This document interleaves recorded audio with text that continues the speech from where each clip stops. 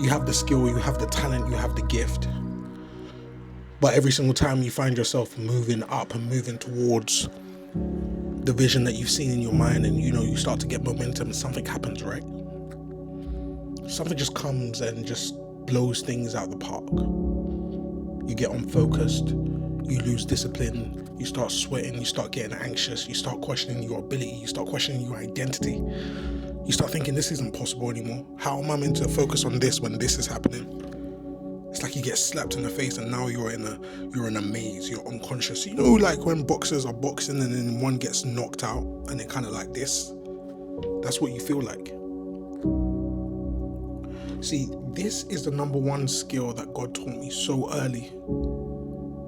That's allowed me to remain calm in situations when the storm is raging, but the path is still in front of me. It's funny, right? When the storm starts to rage, it's not like you can't see the sea anymore. It's not like a sailor can't see what's before him. He still can. He doesn't just stop the boat and throw down his anchor and remain still where the storm is happening. No, he continues. He might even increase the speed of the boat. See, for many years, something that used to get me, that God spoke to me about recently upon reflection, is I'd always stop. I'd go ghost, then I would go quiet, then I would go into like a pigeonhole when things get tough. And it seems like the right thing to do, but it's not the God thing to do. And once you understand that there's a difference between the right thing to do and the God thing to do, your perspective in life will change. Part of being in the kingdom of God is realizing that you are not a survivor, you're a winner. And you need to understand how the devil works. Do not be ignorant of the enemy's devices. You're building a business and sales aren't coming through. You've got rent to pay. You've got bills to pay. And it's like, what's going on? Should I just stop this and go and do something else? No, that's not how it works. Your greatest skill is going to be your ability to remain still when everything else is raging. You see everything that's going on around you right now? Do you know what the purpose of that is? It's to distract you. It's all noise. And that's why the Bible tells us to be still and know that I am God.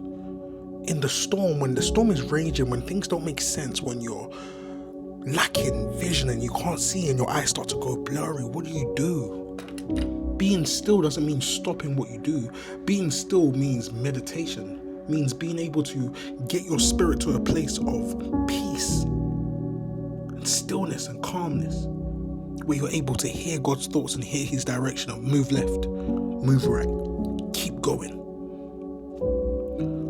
My problem is that, or one of my biggest problems was I used to attach my circumstances and the situations that I was going through to my identity. So let's take, for example, when I was homeless. I would sit there and I would be crying and I would be feeling sorry for myself, attaching my identity to this person saying I'm homeless. No, I'm going through a circumstance or a situation that currently looks like this, but this isn't me. This isn't my identity. Write the vision and make it plain comes into works in those kind of spaces and in those times, because you are able to go back and look at the truth of who you are. Joseph, for example, was given a vision. And he was told that, his mother, his sister, his brother,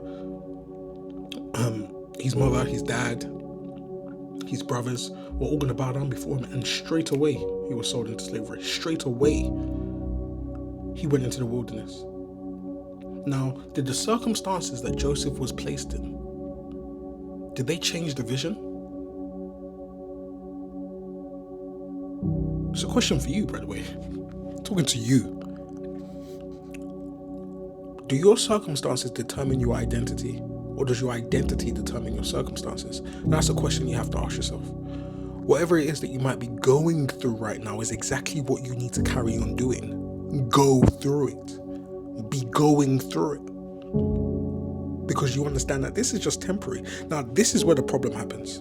The problem happens when you actually identify with your circumstances.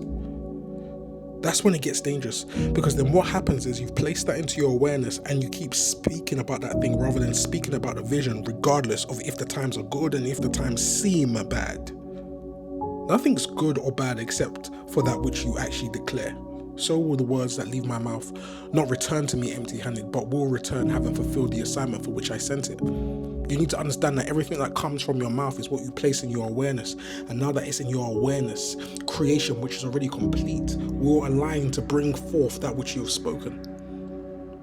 Now, this is a matter of psychology and metaphysics, quantum physics. You really need to understand the power of the tongue. Do not speak that which you do not wish to see. Speak that which you wish to see. For whatever you behold, you will become. Whatever you behold, you will become.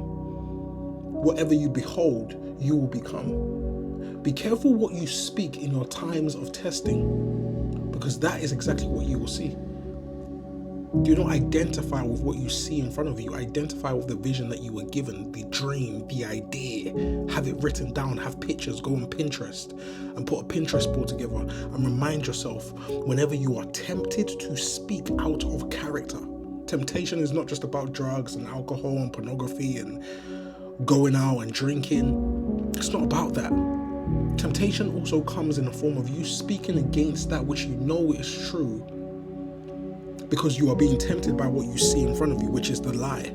Anything that does not look like what you've been shown in your mind is simply a lie. And when you speak that thing, you speak life into it. And whatever you speak life into becomes, which is why I said whatever you behold, you become. Only speak life into the future that you see for yourself. And then what will naturally happen is you will begin to embody it because you have no other choice to.